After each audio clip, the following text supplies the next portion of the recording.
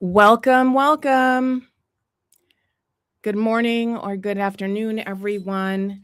This is Bribiesca-Hedin. Thank you for your patience. We got started a little late today, but I am really excited about today's Leadership Decision Lab session. If you have not been with us these last couple of days, this is perfect because I've actually decided to combine today's session. So today's session is going to be a little bit special because you're going to get all of the content at once.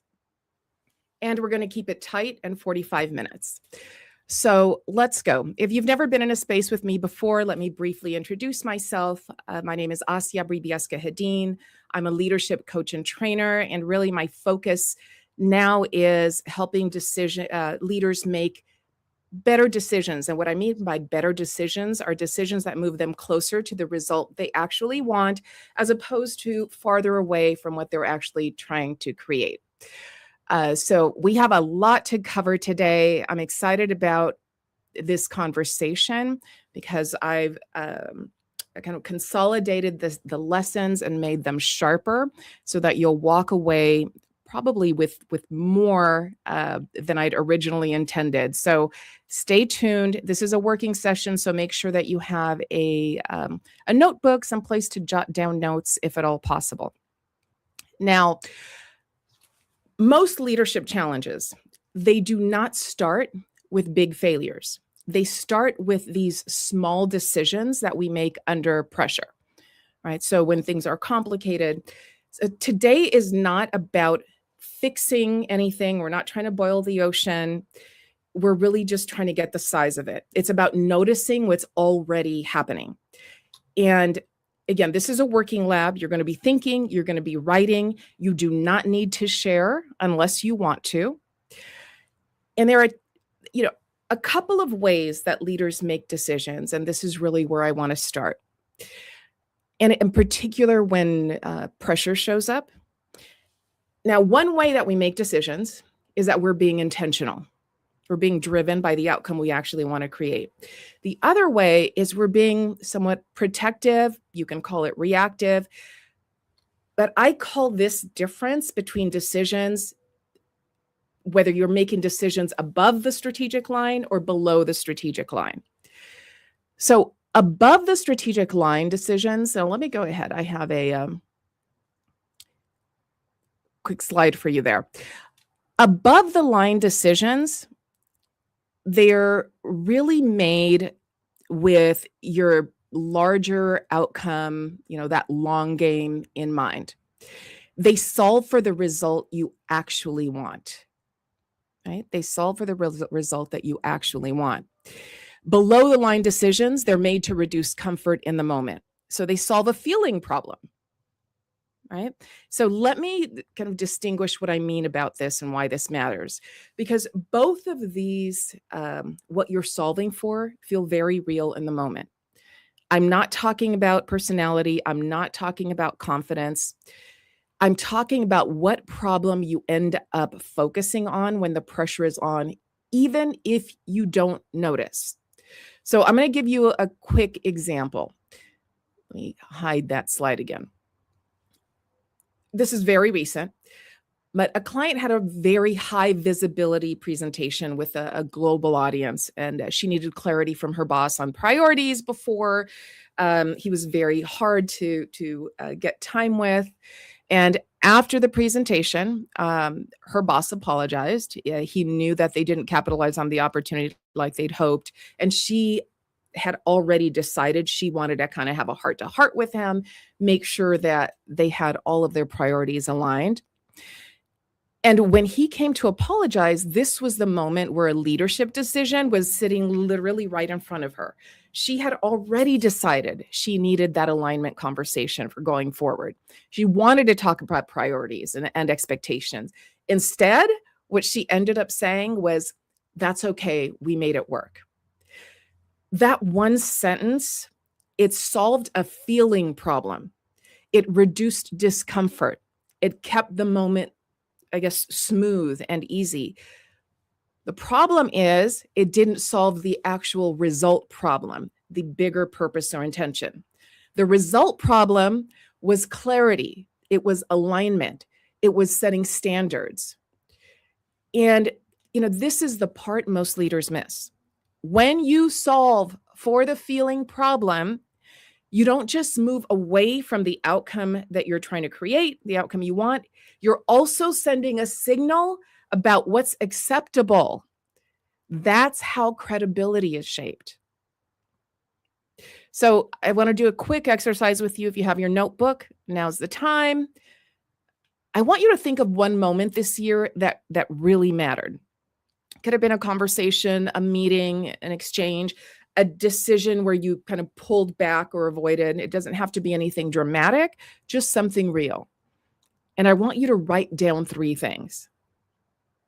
What decision you made, what you were trying to avoid in that moment, and whether you were solving a feeling problem or a result problem. So one more time. Find that moment where something really mattered. Maybe you pulled back. What decision you made, what you were trying to solve for or avoid in that moment, and whether you were solving a feeling problem or a result problem.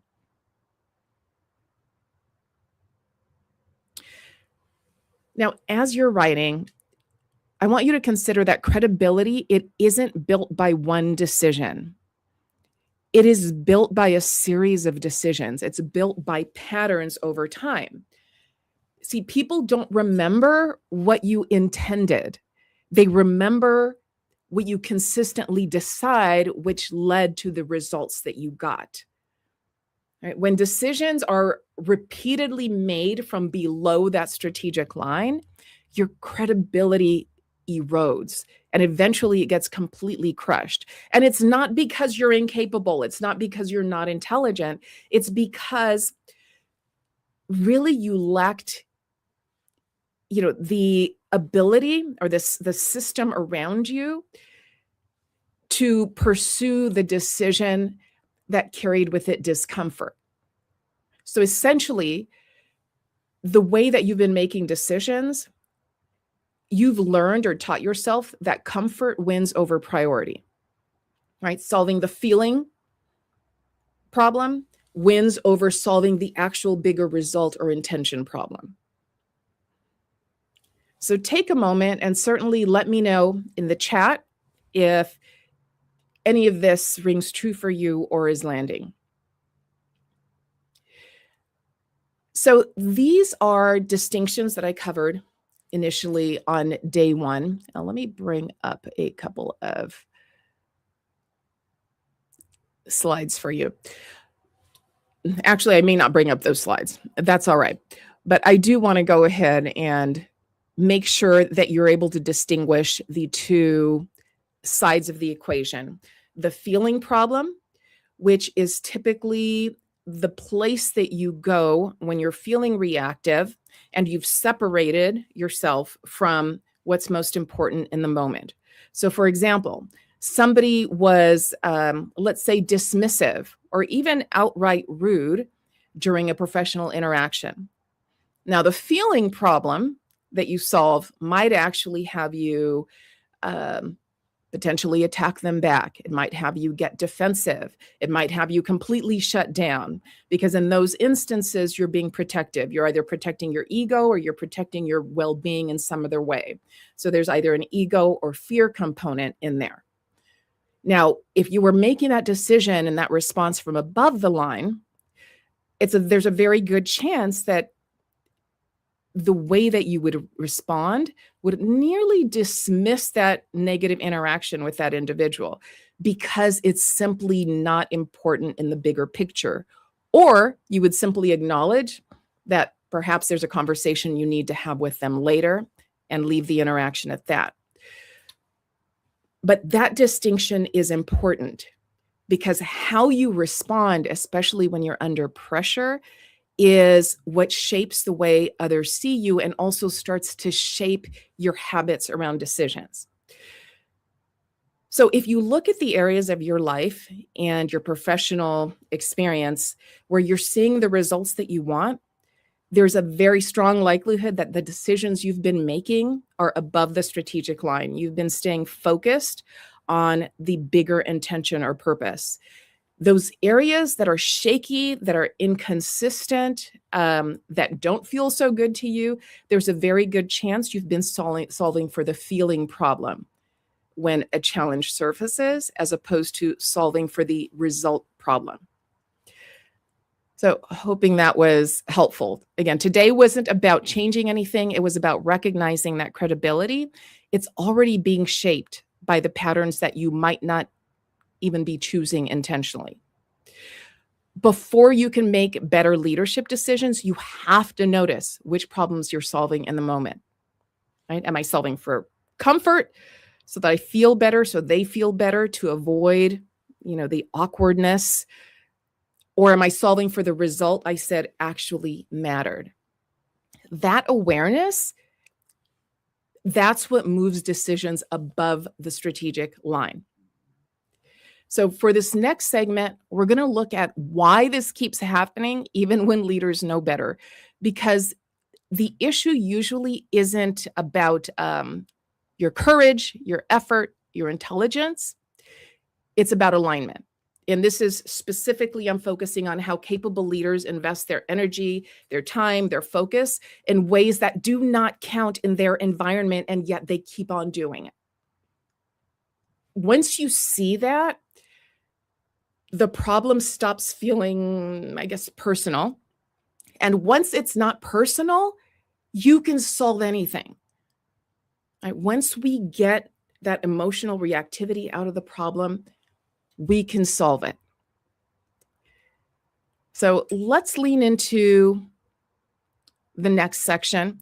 This was the day 2 content initially. So for day 2, we're really talking about the decisions that align your work with what actually counts. Okay, it's what aligns your work with what actually counts in your environment. Because most leaders don't struggle because they aren't working hard enough. They struggle because they're responding to the wrong signals in their environment. And over time, that disconnect, it just frustrates people. It burns you out. It stalls careers. Right? So this day 2 is about alignment. It's not alignment with what's written down, but alignment with what actually counts in your environment. Those are 2 different things. I want you to understand that every organization has 2 value systems, right? 2 value systems. There's a published value system, and that is your values pillars that you see on the break room wall, et cetera. The leadership pillars they discuss, in recruiting sessions, the strategy decks. And then there are the enacted priorities or enacted values or culture, the actual culture in the organization. And that's what actually gets attention. That's what actually gets rewarded. That's who actually gets promoted. That's where the resources actually go. And when leaders get stuck, it's when they make decisions based on the first, based on those advertised priorities or values versus on what they're actually being evaluated on, which are the enacted or real priorities. This is where a lot of really strong leaders, they lose momentum, and that's without realizing why. And what's interesting about this is that when they find that they lose momentum and that they're not seeing the results they want, when they step back to assess, often the immediate answer that comes up for them is, I need to work harder. I need to do more. I need to perform in a different way. The problem is they're still zeroing in on performing for the values that are advertised versus the values that actually live in the environment. Okay, we're going to do a quick exercise for this one as well. I want you to write down one area where you're investing a lot of effort right now. And I want you to be honest about that. One area where you're investing a lot of effort. I want you to write down who actually notices this work. Who actually notices the work? What happens if it goes well?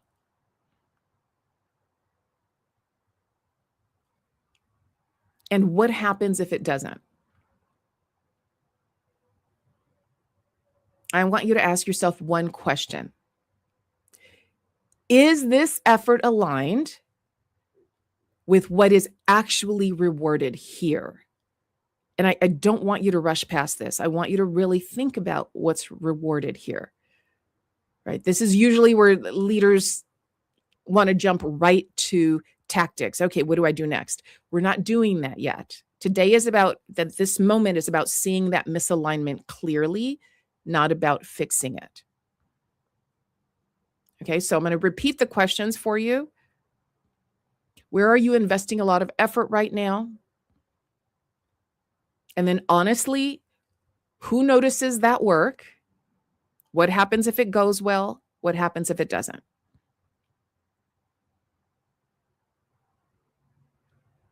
Okay.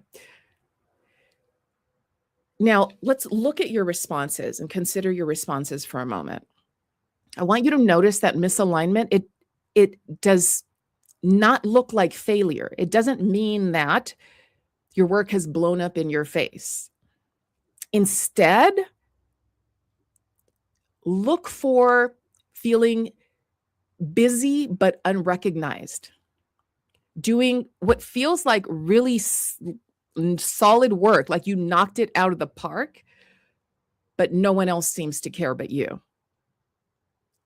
Good work that doesn't travel up to decision makers. Or it can look like waiting for your effort to eventually just be noticed. And so what you've done over time is add more and more effort, made yourself more and more available, worked more nights and weekends. It's still not moving the needle because think about it as fueling one vehicle, but driving around in the other. While one vehicle is fully fueled, it's not the one that you're using. It's not the one that counts. So when that happens, why would you be surprised that you end up stranded at the side of the road because you're driving around in the vehicle you didn't fuel? And it's the same concept here. This is not a capability issue. It's not a motivation issue. It is a decision issue. And feel free to share what you're noticing. Specifically, these are decisions about where you invest your time, where you invest your energy and your attention and your focus based on signals that don't actually drive outcomes. Right? So you are looking at the fuel gauge in the car you're not driving and ignoring the fuel gauge in the car that you are. So if you decided based on what actually counts in your environment, not what's advertised, not what's on the values pillars, etc., what would you protect differently? And I want you to think really, practically and specifically about that. In other words, when I ask, what do you protect differently? I want you to think about which relationships would get more intentional attention and focus. Which would you nurture? Which projects or tasks would you stop obsessing over, spending all of your time on, or discussing with your teams to the same point? Which priorities would you stop letting get interrupted and sidetracked? Which skills or capabilities would you have developed, paid more attention to because they actually are visible and kind of travel, they carry weight in that environment? Just notice what shifts when you ask the question that way. What would you approach differently? So alignment, it's not about doing more. It's about deciding differently. When effort is aligned with what actually counts, your work actually starts to build on itself. It literally compounds like interest in a bank, instead of feeling like a drain. I have it that burnout comes from overworking on work that doesn't move the bigger picture forward.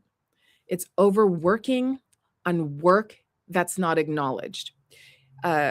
Essentially a feeling of being busy but directionless that goes on indefinitely. Right? That is one of the ways that I look at the path to burnout.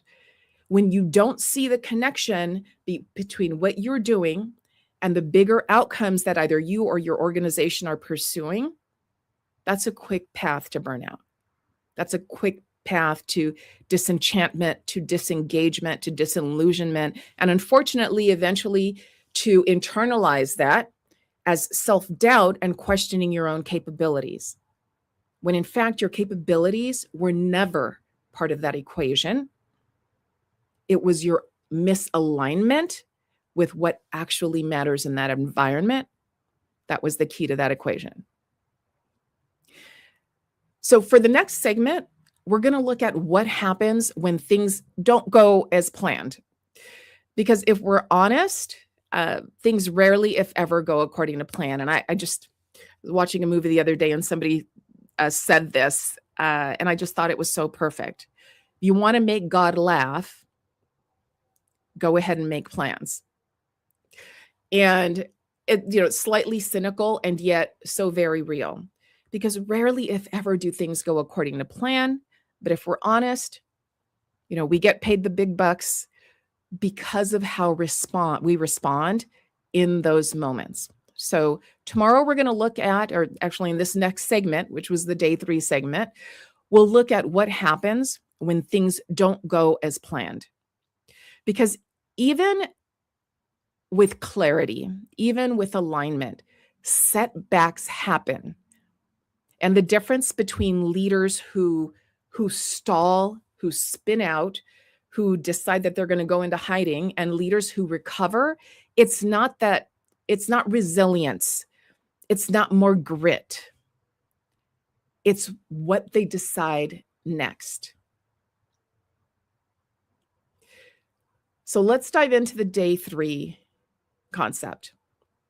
Day 3 is all about decisions that get you back on track or restore momentum when things blow up or they don't go as planned. They don't land as expected. And when there's an actual consequence there to that mishap. Even when leaders make thoughtful decisions, and even when their effort is aligned with what actually counts, even when they're living above the strategic line and driving their decisions in that space, even when all of that is in place, things still can go off the rails. Things simply do not always go as planned. Projects miss. Clients don't come through. Conversations land the wrong way. Decisions don't produce the outcome that you'd expected or intended. So this segment is about what happens after that. Because the difference between leaders who stall and leaders who regain momentum, again, it's not that resilience or grit or, having the better mindset and affirmations. It's literally what they decide to solve for next. Okay. So I want to make sure you have your notebooks because you're going to have a chance to take a couple of notes that summarize everything we've covered. But when we talk about what happens next, when something goes off track, most leaders don't immediately ask themselves, okay, what needs to happen now? What's most important now? What's the next best step? Instead, the pressure typically or often turns inward, and it becomes less about the work and more about the leader questioning themselves. Well, what does this say about me? That's when that harsh self-judgment shows up. That's when the shame kind of gets in the driver's seat. The instinct is to, run and hide and put your head down, or to deflect, or to overcorrect, or to overexplain. Like just all these different behaviors, but the same underlying decision that they want to protect themselves or hide or solve for that feeling problem. The feeling of either the disappointment or the discouragement or the fear that they can't recover from this. In those moments, leaders stop solving the result problem. So I want you to notice that for a moment. After a big blow up, after a big, what feels like consequential mishap, leaders go to solve the feeling problem, not the result problem. They start solving the self-judgment problem instead of the strategic next step problem.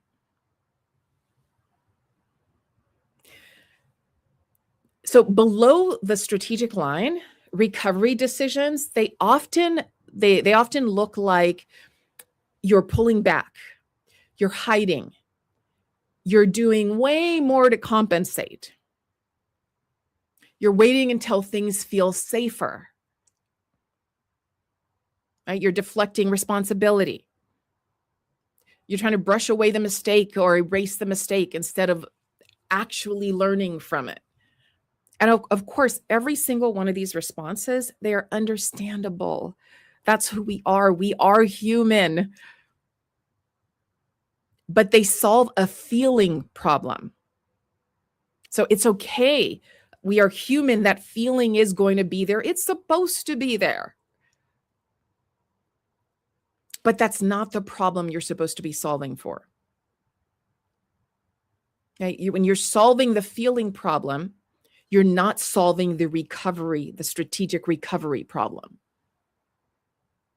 And while really harsh self-judgment can feel like you are being accountable and, the mea culpa, the really taking ownership of what you've done or how you made a mistake or the impact it had, you can own those feelings, but solving for those and that with that harsh self-judgment, it usually just delays momentum and delays getting back on the strategic path instead of restoring it. So briefly, you want to write these down. Above the strategic line, the questions you ask yourself are very different. You don't go to, oh my gosh, what does this say about me? What are they going to think about me? I look like such a fool. And yes, give yourself a moment to address all of that, right? Have the 5-minute, pity and, desolation and drama party.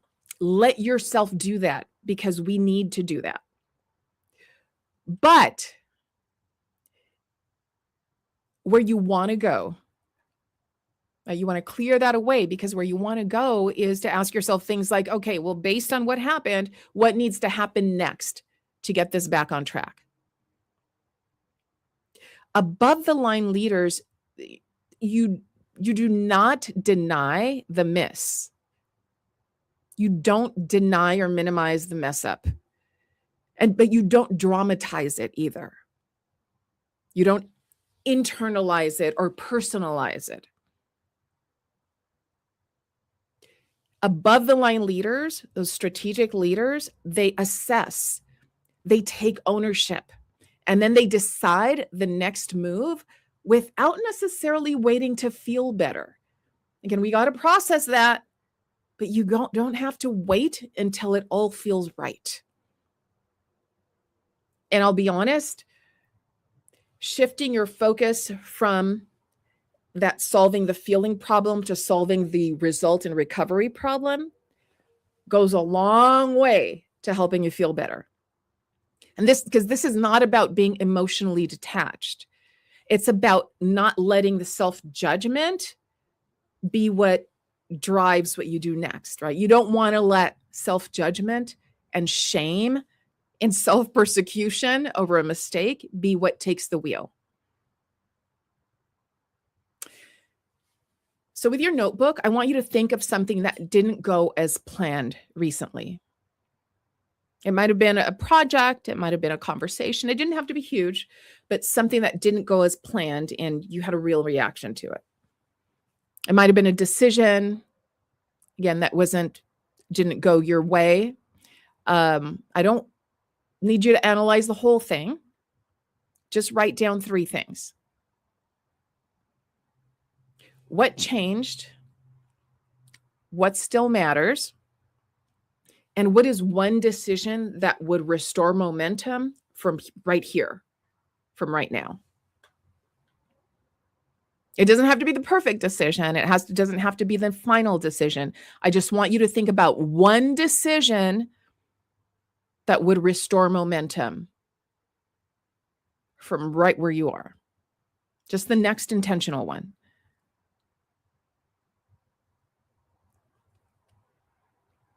So I'm going to give that to you one more time because I want to make sure that you really got this down, since I know that you're not seeing slides. Just write that one decision that you made that landed differently than expected. And then jot down what changed, what still matters, and what is one decision that would restore momentum from right here where you are. It doesn't have to be perfect, okay? Just the next intentional one. Now, as you're jotting that down, consider that strong leaders, they don't wait for self-judgment to end, to quiet down before they take action. Because that can take, who knows? Again, we're human. Who knows what condition we're in that day? Something may land on us or impact us particularly more poignantly than it might at another time. But what strategic leaders do is they do decide with clarity about what they can actually move and influence, what they can't control anymore, so they don't keep spinning out over that.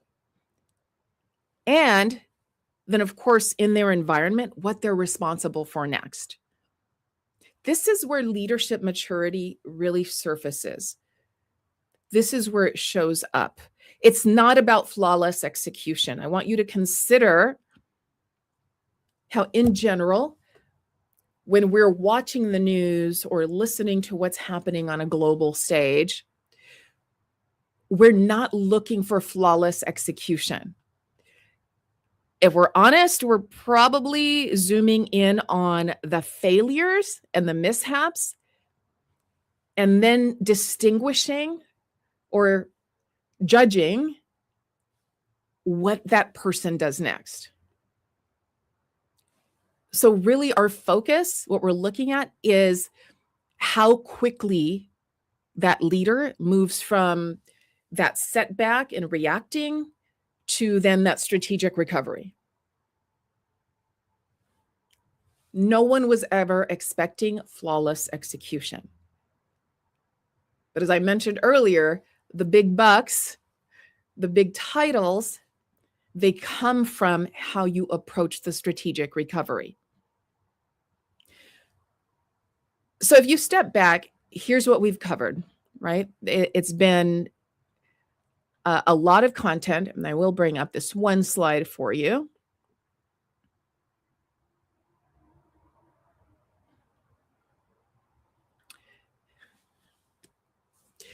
On day 1, and I want you to write these down, or if you can take a screenshot of this, I'm going to leave this up for a moment. But for the day 1 content, we really focused on when pressure shows up, it's important to notice which problem you are solving. Are you solving a feeling problem, or are you solving the actual bigger picture, intentional result problem. For day 2,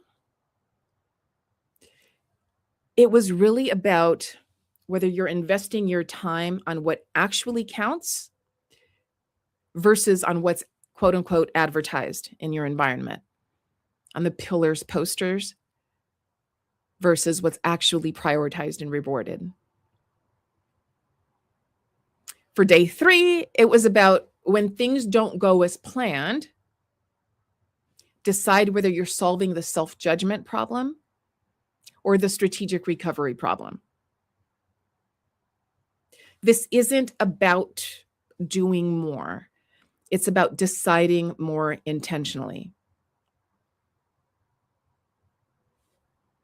So if this lab, that was a lot. We went through a lot very quickly. Now, if this lab resonated with you, here's what I want you to do next. There's a link you can see on the screen. It's bridgewellpro.com/ULEAD, ULEAD. That's short for the unshakable leader.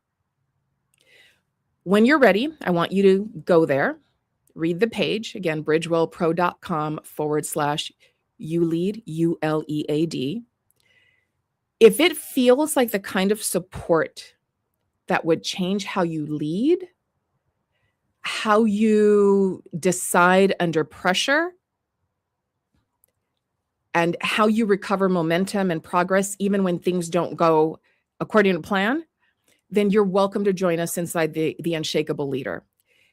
If it's not the right fit, that's completely fine. I want you to take what you uncovered this week and use it really, really well. Because either way, the real work that we're talking about when we're distinguishing, making high quality decisions, it starts with noticing the pattern before you repeat it again.